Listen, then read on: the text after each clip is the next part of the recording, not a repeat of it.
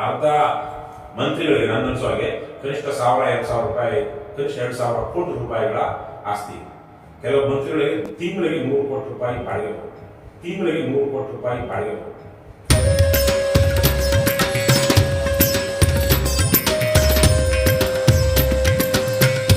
ಈಗ ಒಂದು ವೇಳೆ ಸಂಪೂರ್ಣ ಅಧಿಕಾರ ಸಿಗ್ತಾರೆ, ಅಂದ್ರೆ ಸಂಪೂರ್ಣ ಬಹುಮತ ಬರ್ದೇನೆ ಒಂದು 80% ಬಂದ್ಬಿಡುತ್ತೆ, ಇನ್ನೊಂದು 20 MLAಗಳು ಬೇಕಾಗ್ತಾರೆ, ಅಥವಾ ಯಾವುದೋ ಒಂದು ಪಕ್ಷದ ಸಮ್ಮಿಶ್ರ ಸರ್ಕಾರ ನಡೆಸಬೇಕಾಗುತ್ತೆ. ಸೊ ಆ ತರ ಸಿಚುವೇಶನ್ ನೀವೇನ್ ಮಾಡ್ತೀರಾ? ಅಂದ್ರೆ ಯಾವ ಪಕ್ಷದ ಜೊತೆ ಸೇರ್ತೀವಿ? ಇದೆಲ್ಲ ಹೈಪೋಥೆಟಿಕಲ್ ಕ್ವಶನ್ಸ್, ಕೆಲವೊಂದಕ್ಕೆಲ್ಲ ನಾವು ಆನ್ಸರ್ ಮಾಡೋಕ್ಕಾಗೋದಿಲ್ಲ. ಆದ್ರೆ ನೋಡಿ, ಈಗ ದೇಶದಲ್ಲಿ, ನಮ್ಮ ದೇಶದಲ್ಲೇ ಇಷ್ಟು ಹೀನವಾಗಿರೋದು ಅದೇನೋ ಆಪರೇಷನ್ ಮಲ ಅಂತಾರೆ, ಗೊತ್ತಲ್ವಾ?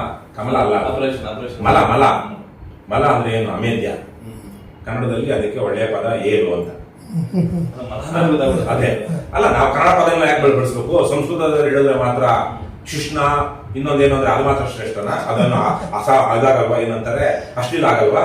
ಕನ್ನಡದ ಪದ ಬಳಸಿದ್ರೆ ಅಶ್ಲೀಲ ಆಗ್ಬಿಡುತ್ತಾ?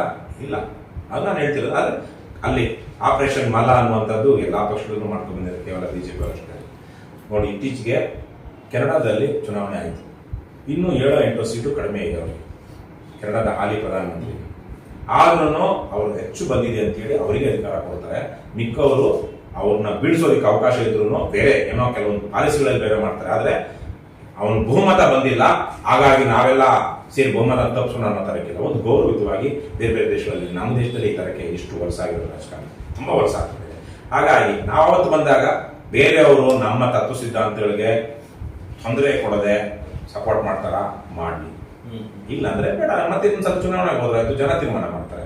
ಜನ ನಮ್ಗೆ ಅವಕಾಶ ಕೊಟ್ಟಿಲ್ವಲ್ಲ, ಅಂದ್ರೆ ಜನಕ್ಕೆ ಎಲ್ಲ ರಾಜ್ಯದ ಬಹುಸಂಖ್ಯಾತ ಜನರಿಗೆ, ಸಂಪೂರ್ಣ ಅಲ್ಲ, ಬಹುಸಂಖ್ಯಾತ ಜನರು ಇನ್ನೂ ಇಷ್ಟಪಟ್ಟಿಲ್ಲ. ಅಂದ್ರೆ ಇವಾಗ ನಿಮ್ಗೆ 120ರಲ್ಲಿ 100 ಬಂದಿದೆ ಅಂದ್ರೆ 224 ಎಷ್ಟು ಆಯ್ತು? 40%. ನಿಮ್ಗೆ 50% ಆದ್ರೂ ಬರ್ಬೇಕಲ್ವಾ? ಇನ್ನು 60% ಜನ ಒಪ್ಕೊಂಡಿಲ್ಲ. 60% ಜನ ತೀರ್ಮಾನ ಮಾಡ್ಲಿ ಏನ್ ಮಾಡ್ಬೇಕು ಅಂತ. ನಾವ್ ಆ ತರಕ್ಕೆ ಹೋಗ್ಬೇಕು. ಅದು ಬಿಟ್ಟು ನಾವೇನೋ ಬಂದಿದೆ ಒಪ್ಕೊಂಡ್ಬಿಡೋಣ ಅಂತೇಳಿ ಅವನ ಅಯೋಗ್ಯ ತಂದು ಪಕ್ಕದಲ್ಲಿ ಕೂರಿಸ್ಕೊಂಡು ಹಿಂದೆ ನಾನು ಒಂದು ಲೇಖನ ಬರೆದಿದ್ದೆ. ಯಾವುದಕ್ಕೆ? ನಾನು ವಿಕೃತ ಕರ್ನಾಟಕದಲ್ಲಿದ್ದಾಗಲೂ ಅಥವಾ ನಾನು ಅಮೆರಿಕದಲ್ಲಿ ಇದ್ದಾಗಲೇ ಒಂದು ಲೇಖನ ಬರೆದಿದ್ದೆ. ಧರ್ಮಸಿಂಗ್ ಮತ್ತೆ ಸಿದ್ದರಾಮಯ್ಯ ಸರ್ಕಾರ ನಡೀತಿದ್ದಾಗ Dharam Singh was the chief minister for or the head of the cabinet for Congress ministers. He was not at no one from JDS were reporting to Dharam Singh. ಸುಮ್ಮನೆ ಮುಖ್ಯಮಂತ್ರಿ ಅಷ್ಟೇ, JDS ನ ಯಾವುದೇ ಮಂತ್ರಿಗಳ ಮೇಲೆ ಧರ್ಮಸಿಂಗ್ಗೆ ಹತೋಟಿ ಇರಲಿಲ್ಲ. ಮತ್ತೆ ಸಿದ್ದರಾಮಯ್ಯ ಉಪಮುಖ್ಯಮಂತ್ರಿ ಆವತ್ತು. ಸಿದ್ದರಾಮಯ್ಯನೂ ಅಷ್ಟೇ, ಕಾಂಗ್ರೆಸ್ನ ಮಂತ್ರಿಗಳ ಬಗ್ಗೆ, ಸಿದ್ದರಾಮಯ್ಯಗೆ JDS ಮಂತ್ರಿಗಳ ಬಗ್ಗೆ ಕಂಟ್ರೋಲ್ ಇರಲಿಲ್ಲ. ಇದ್ದಿದ್ದೆಲ್ಲ ಇಲ್ಲಿ 14 ದೇವೇಗೌಡರ ಕೈ. ದೇವೇಗೌಡರಿಗೂ ಅಷ್ಟೇ, ಕಾಂಗ್ರೆಸ್ನ ಮಂತ್ರಿಗಳು ಅವರ ಇಲಾಖೆನಲ್ಲಿ ಏನಾದ್ರು ಮಾಡ್ಕೊಳ್ಬಹುದು, JDS ಮಂತ್ರಿಗಳೆಲ್ಲ ನನಗೆ ರಿಪೋರ್ಟ್ ಮಾಡ್ಕೊಳ್ಬೇಕು. ಯಾರಿಗೆ? ದೇವೇಗೌಡರಿಗೆ. ಕಾಂಗ್ರೆಸ್ ಮಂತ್ರಿಗಳ ಮೇಲೆ ಮಾತ್ರ ಒಬ್ಬ ಮುಖ್ಯಮಂತ್ರಿ ಆಗಿ ಅದು ಅವಮಾನಕ್ಕಾಗಿದೆ. ಈ ಎಲ್ಲ ಸಮ್ಮಿಶ್ರ ಸರ್ಕಾರಗಳೆಲ್ಲ ಬಂದಿದ್ದು ಅದೇನೆ. ಅವ್ರವ್ರ ಪಾರ್ಟಿಗೆ ಅಷ್ಟೇ ಮಂತ್ರಿಗಳು, ಮುಖ್ಯಮಂತ್ರಿ ಹೆಸರಿಗೆ ಅಷ್ಟೇ ನಾಮಕ ಅಷ್ಟೇ ಸ್ಪೆಷಲ್ ಸ್ಟೇಟಸ್. ಅದು ಬಿಟ್ಟರೆ ಇಡೀ ಕ್ಯಾಬಿನೆಟ್ ಅಲ್ಲಿ ನಾನು ಮುಖ್ಯಮಂತ್ರಿ ಕಣಯ್ಯ, ನೀನ್ ನನ್ನ ಮಂತ್ರಿ, ನೀನು JDS ಇರ್ಬೋದು, ಬಿಜೆಪಿ ಇರ್ಬೋದು, ಕಾಂಗ್ರೆಸ್ ಇರ್ಬೋದು, ನಾನು ಮುಖ್ಯಮಂತ್ರಿ, ನೀವೆಲ್ಲ ಸೇರಿ ನಾನು ರಿಪೋರ್ಟ್ ಮಾಡ್ಕೊಳ್ತಿರೋದು. ಯಾಕಂದ್ರೆ ನನಗೆ ಇಡೀ ಯಾವ್ಯಾವ ರೀತಿ ನನಗೆ ಮುಖ್ಯಮಂತ್ರಿ ಅಂತ ಬಂದಿದೆ. ಹಾಗಾಗಿ ನನ್ನ ವಿಶ್ವಾಸವನ್ನು ಇಟ್ಕೊಂಡೆ ನೀವು ಕೆಲಸ ಮಾಡಬೇಕು ಅಂತ ಹೇಳುವಂತ ಇದೇ ಇರಲಿಲ್ಲ. ಸೊ ಆಗ ನಮಗೆ ಆ ತರದ್ದು ಬಂದಾಗ ನಾವು ಹೇಳೋದಷ್ಟೇ, ಸಂಪೂರ್ಣ ಸ್ವಾತಂತ್ರ್ಯ ಇವರಿಗಿರುತ್ತೆ. ಎಲ್ರು ಮುಖ್ಯಮಂತ್ರಿ ರಿಪೋರ್ಟ್ ಮಾಡ್ಕೊಳ್ಬೇಕು. ನಿಮ್ ಇಲಾಖೆದು ನಮ್ಮನ್ನ ಮಾತ್ರ ನಾವು ಮಾಡ್ತೀವಿ ಅಂದ್ರೆ ಅದು ವರ್ಕ್ ಆಗೋದಿಲ್ಲ. ಯಾಕಂದ್ರೆ ಕಾಲು ನಿಮ್ಗೆ ಕೊಟ್ಬಿಡ್ತೀವಿ ನೋಡ್ಕೊಳ್ಳಿ ಅಂತ ಹೇಳಿ ಕಾಲು ಚೂಡ್ತಾ ಇದ್ರೆ ಅದು ಗುರು ಶಿಷ್ಯರು ಬರುತ್ತಲ್ಲ, ಕಾಲು ಅಂದು ಅಂತೇಳಿ ಅದು ಕಾಲಿಗೆ ನಿನ್ ಕಾಲ ಅಂತ ಅವ್ನು ನಿನ್ ಕಾಲು ಬಿಡ್ತೀವಿ, ನಿನ್ ಕಾಲ ಇಡೀ ದೇಹಕ್ಕೆ ಕೆಟ್ಟಾಗುತ್ತಲ್ವಾ, ಹಾಗಾಗ್ಬೋದು. ಇದು ತುಂಬಾ ಕೆಟ್ಟ ವ್ಯವಸ್ಥೆ. ಹಾಗಾಗಿ ಹೈಪೋಥೆಟಿಕಲ್ ಪ್ರಶ್ನೆಗಳಂತೆಲ್ಲ ಜನ ತೀರ್ಮಾನ ಮಾಡ್ಬೇಕು. ಆಮೇಲೆ ಒಳ್ಳೆ ಜನ ರಾಜಕಾರಣದಲ್ಲಿ ಘನತೆ ಇರೋರು ಬಂದ್ರೆ, ನಾಚಿಕೆ ಮಾನ ಮರ್ಯಾದೆ ಇರೋರಿದ್ರೆ ಹಿಂಗೆಲ್ಲ ನಡ್ಕೊಳಕ್ ಆಗುತ್ತೆ ಅಂತ ಯಾರು ಮಾತಾಡ್ತಾರೆ. ಇದೆಲ್ಲ ದೇವಾದೇವಿ ಮಾಡ್ತಿರೋ ರಾಜಕಾರಣ. ಅದರಿಂದ ನನ್ನ ಇಲಾಖೆ ಫೈನಾನ್ಸ್ ನೀನ್ ಬರಬಾರ್ದು, ನನ್ನ ಇಲಾಖೆ PWD ನೀನ್ ಬರಬಾರ್ದು, ನನ್ನ ಇಲಾಖೆ ಇನ್ನೊಂದು ಯಾವ್ದು ನೀನ್ ಬರಬಾರ್ದು, ಈ ತರ ಮಾಡ್ಕೊಂಡು ಎಲ್ಲ ಕಿತ್ಕೊಂಡು ತಿಂತಾ ಇದಾರೆ.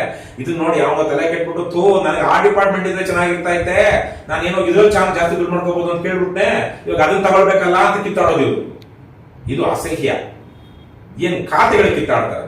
ಆ ಖಾತೆಯಲ್ಲಿ ಆ ಖಾತೆ ವಿಚಾರವಾಗಿ ಇವ್ರಿಗೆ ಏನು ಗೊತ್ತಿರೋದಿಲ್ಲ.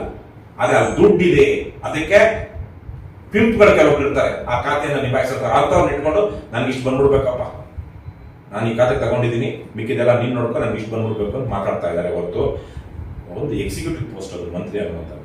ವಿಧಾನಸೌಧದಲ್ಲಿ ಕೂತ್ಕೊಂಡು IAS ಅಧಿಕಾರಿಗಳನ್ನೆಲ್ಲ, ಕೆಳಹಂತದ ಅಧಿಕಾರಿಗಳನ್ನೆಲ್ಲ ಕೂರಿಸಿ ಯಾವಾಗ ಸಭೆ ಮಾಡಿ ಸ್ಟೇಟಸ್ ರಿಪೋರ್ಟ್ ತಗೊಂಡು ಪ್ರಾಜೆಕ್ಟ್ ಯಾವ ಹಂತದಲ್ಲಿದೆ ಅಂತ ತಗೊಂಡು ಅದಕ್ಕೆ ಕೊಡಬೇಕಾದಂತಹ ಮಾರ್ಗದರ್ಶನ ಮಾಡಿ ಕೆಲಸಗಳನ್ನ ಹಚ್ಚಿ ಹೊಸ ಪ್ರಾಜೆಕ್ಟ್ಗಳನ್ನ ತರುವಂತಹ ಒಂದು ಬೆಳಗ್ಗೆ 9 ರಿಂದ ಸಂಜೆ 5 ಗಂಟೆ ತನಕ ಮಾಡಬೇಕಾಗಿರುವಂತಹ ಎಕ್ಸಿಕ್ಯೂಟಿವ್ ಪೋಸ್ಟ್ ಮಂತ್ರಿ ಮತ್ತು ಮುಖ್ಯಮಂತ್ರಿ ಅನ್ನುವಂಥದ್ದು. ದೇ ಡೋಂಟ್ ಬಿಲಾಂಗ್ ಟು ಜುಡಿ, ಇದು ಯಾವ್ದಾದ್ರು legislature. They become part of the executive was they become ministers. ಅಲ್ಲಿ ಮಿನಿಸ್ಟ್ರಿಗೆ ಹೋಯ್ತು ಅಂದ್ರೆ ಮತ್ತೆ ಅವರು ಶಾಸಕಾಂಗಕ್ಕೆ ಬರ್ತಾರೆ. ಆದ್ರೆ ಸರ್ಕಾರ ಅನ್ನುವಂಥದ್ದು ಲೆಜಿಸ್ಲೇಚರ್ ಅಲ್ಲ, ಅದು ಯಾವುದು ಕಾರ್ಯಾಂಗ, ಎಕ್ಸಿಕ್ಯೂಟಿವ್ ಸಂಬಂಧಪಟ್ಟಿದ್ದು. ಆದ್ರೆ ನಮ್ಮ ಎಷ್ಟೋ ಮಂತ್ರಿಗಳು ವಿಧಾನಸೌಧಕ್ಕೆ ಬರೋದಿಲ್ಲ. ಮಂತ್ರಿಗಿರಿ ಅನ್ನೋದು ಅವರಿಗೆ ಸುಮ್ಮನೆ ನಾಮಕಾವಸ್ಥೆಗೆ, ನೇಮ್ಗೆ. ಯಾರೊಬ್ರು ಹೇಳ್ತಾ ಇದ್ರು, ಯಾವ್ದೋ ದೊಡ್ಡ ಶ್ರೀಮಂತನ ಮಂತ್ರಿ ಬಗ್ಗೆ, ಅವ್ರು ಸುಮ್ಮನೆ ನಾಮಕಾವಸ್ಥೆಗೆ, ಅವ್ರು ಸುಮ್ಮನೆ ಅಧಿಕಾರ ಅನ್ನೋಂಥದ್ದು ಬೇಕು ಸರ್, ಅವ್ರ ಇಲಾಖೆ ಏನಾಗುತ್ತೆ ಅನ್ನೋದು ಬೇಕಾಗಿಲ್ಲ ಅವರಿಗೆ, ಯಾರು ಕೊಟ್ಬಿಟ್ಟಿರ್ತಾರೆ ಈ ತರದ. ಯಾಕಂದ್ರೆ ದುಡ್ಡಿರುವಂತವ್ರು ಇವತ್ತು ನಮ್ಮ ಕರ್ನಾಟಕದ ಸರ್ಕಾರದಲ್ಲಿ ನೋಡಿ, ಅರ್ಧ ಮಂತ್ರಿಗಳಿಗೆ ನನ್ಗನ್ಸೋ ಹಾಗೆ ಕನಿಷ್ಠ 1000-2000 ರೂಪಾಯಿ, ಕನಿಷ್ಠ 2000 ಕೋಟಿ ರೂಪಾಯಿಗಳ ಆಸ್ತಿ ಇದೆ. ಕೆಲವು ಮಂತ್ರಿಗಳಿಗೆ ತಿಂಗಳಿಗೆ 100 ಕೋಟಿ ರೂಪಾಯಿ ಬಾಡಿಗೆ ಬರುತ್ತೆ ತಿಂಗಳಿಗೆ. ಅವ್ರ ಸಂಸಾರ ನೋಡಿದ್ರೆ ವಾಕಕ್ಕೆ ಬರುತ್ತೆ. ನಾನು ಹೇಳೋಕ್ಕಾಗೋದಿಲ್ಲ, ನನಗೆ ಗೊತ್ತಿದೆ ಒಂದು 2-3 ಮಂತ್ರಿಗಳು ನಾನು ನೋಡಿದ್ದೀನಿ. ಅವ್ರ ಸಂಸಾರ ಮುಂದಕ್ಕೆ ಅವ್ರ ವಂಶಾಂತರ ಅಲ್ಲ, ಅವು ಇದ್ದಂಗಿಲ್ಲ, ಉಳಿಯಂಗಿಲ್ಲ, ಪಾಕಕ್ಕೆ ಬರುತ್ತೆ. ಆದರೆ ತಿಂಗಳಿಗೆ 50 ಕೋಟಿ 100 ಕೋಟಿ ರೂಪಾಯಿ ಆದಾಯ. ಏನಕ್ಕೆ ಮಾಡ್ಕೊಡ್ತಾರೆ ಅಷ್ಟೆಲ್ಲ? ಅವ್ರು ಸತ್ತೋದ್ಮೇಲೆ ಮುಗಿದೋಯ್ತು, ಅವ್ರನ್ನ ಯಾರು ನೆನೆಸ್ಕೊಳ್ಳೋರು ಇರೋದಿಲ್ಲ. ತುಂಬಾ ಅಸಹ್ಯ. ಯಾಕೆ ಬಾಳ್ತಿದ್ದಾರೋ ನಮ್ಮ ರಾಜಕಾರಣಿಗಳು ಅಂತ ಅರ್ಥ ಆಗಿಲ್ಲ. ಅವ್ರು ನೋಡೋದು, ಒಬ್ಬ ಮಾಜಿ ಪ್ರಧಾನಮಂತ್ರಿಯ ಮೊಮ್ಮಗ 50 ಜೈಲಲ್ಲಿದ್ದಾನೆ. ಇಂಥ ಬದುಕುಗಳು ನಮ್ಮ ರಾಜಕಾರಣಿಗಳು ಬಾಳ್ತಾ ಇರೋದು. ಮೊನ್ನೆ ತಾನೇ ಕಾಂಗ್ರೆಸ್ ಏನು ಅಷ್ಟುದ್ದ ಅಂತಾರೆ, ಏನು ಹೊಸದಾಗಿ ಈಗ ಏನೋ ರೆಡ್ ಬುಕ್ ಇಟ್ಕೊಂಡು ಓಡಾಡ್ತಾ ಇದ್ದಾರೆ, ರಾಹುಲ್ ಗಾಂಧಿ ಮಾಡಿಬಿಟ್ರು ಅಂತೇಳಿ.